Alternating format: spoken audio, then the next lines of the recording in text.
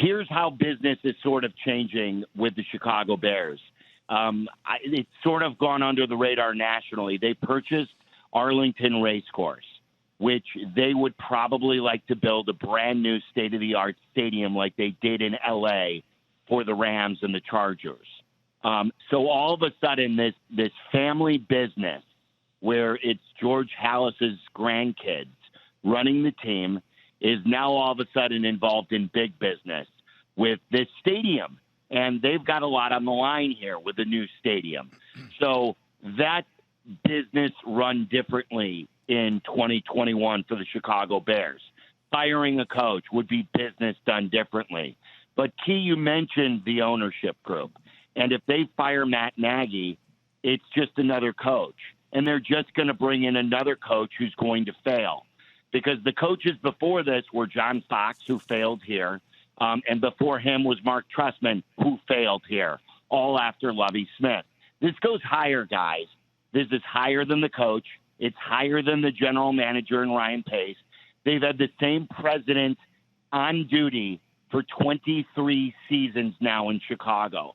And until George McCaskey, the grandson of George Halas, decides to go to the top and replace his team and restructure his team at the very, very top, I will be on your show next year.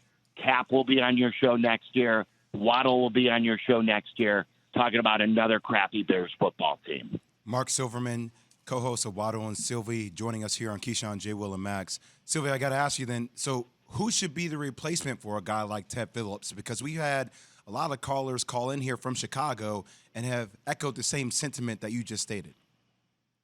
Look, Jay, I go everywhere. I'm turning over every rock. I'm going to Peyton Manning, and I'm asking Peyton Manning, are you interested in running a football team like John Elway runs a football team or ran a football team in Denver? I'm going to Trace Armstrong. Trace Armstrong is a guy who played for the Bears, who has over 100 sacks in his career. He ran the Players Union. He's one of the most successful agents for coaches in the NFL. He's been to the bargaining table with owners. He knows how to hire coaches. He would be a football guy to run a football team. The key, Jay, right now is the Bears are run by George McCaskey, who admittedly says, I don't know much about the football business. Ted Phillips, who's an accountant who doesn't know much about the football business. How do you expect two men who run a football team to hire the right football guy if they know nothing about football? So you got to get this right guy in place as president, who then will hire the right general manager, who then will hire the head coach, who then will develop, finally, the first franchise quarterback in Bears history. It's amazing. First franchise quarterback in Bears history, really. And it's think about true. that, Max. I know. It's crazy. Like, Max, it reminds me a lot of what went on your show when you were in town at the All-Star game, when you're here with First Take. I was there at Navy Pier. Mm-hmm. And you remember you had a loud, boisterous group of fans here with the nation watching Chicago, and they were chanting, Fire Gar Pax, Fire Gar Pax, live on the air. Yep. And it was sort of embarrassing, but yet it got the attention of the Bulls. And what did the Bulls do, guys? The Bulls fired, or at least moved John Paxson off the side, fired Gar Forman, fired their head coach, and now look where the Bulls are. A year and a half later, right. They're atop the Sylvie, East. You're right, and this is they why blew everybody out and started over. This is why before the draft I was stumping for the Bears to trade up to grab Fields. And by the way, I thought they'd have to jump up farther. They didn't, but they have a guy who's potentially a great quarterback. And now, Key, Sylvie's right. Like, they must make the right decision from the top on down, because it's going to have a trickle effect on how they surround him. And as Key, as you say, take care of him and bring him along. Yeah, they have to do that. And Sylvie, when you look at it, Dave Kaplan suggested that Ryan Day, if in fact and when, because the coach has a job, so I hate to say he's gone, replace Matt Nagy, and Dan Orlovsky made a similar argument for Dan Mullen. Which direction do you think that the Chicago Bears should go when they make the decision to move on from Matt Nagy? I'm open to all of it, Key. Look, I don't think you have to go in one regard, and I'm not of the belief that college coaches fail.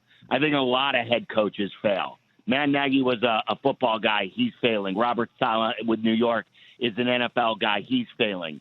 So don't give me the college guys fail. I'm open to Ryan Day. I mean, who knows Justin Fields better than Ryan Day?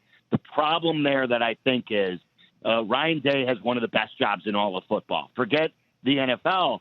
You really, really have to entice him. And if the Bears aren't run correctly, and if this stuff could go on with him in 3 years because they're not changing at the top, why would Ryan Day want to select the Chicago Bears? Sylvie, real quick, I asked Key this earlier. I know he's a young guy. When they make the move with Nagy, though, and by he, I mean Justin Fields, when they make the move with Nagy, will they give Justin Fields any input? Doesn't mean they have to follow it, but will they solicit his input? I think you go everywhere, Max.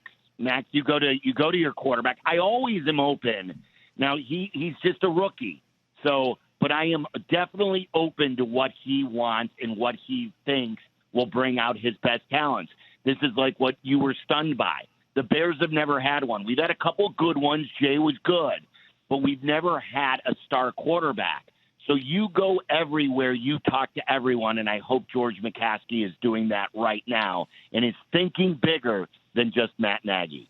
You telling me that Slash didn't work for you? They all didn't work for us. Nothing's worked in a long time. It's a long time. And think about this. We're not talking about like some expansion team that got to the NFL in the 50s. We're talking about the team that started the damn NFL. Yeah, we're talking about the charter franchise of the NFL that's been around for 101 years, and we go back to the record books. Thanks for watching ESPN on YouTube. For live streaming sports and premium content, subscribe to ESPN+.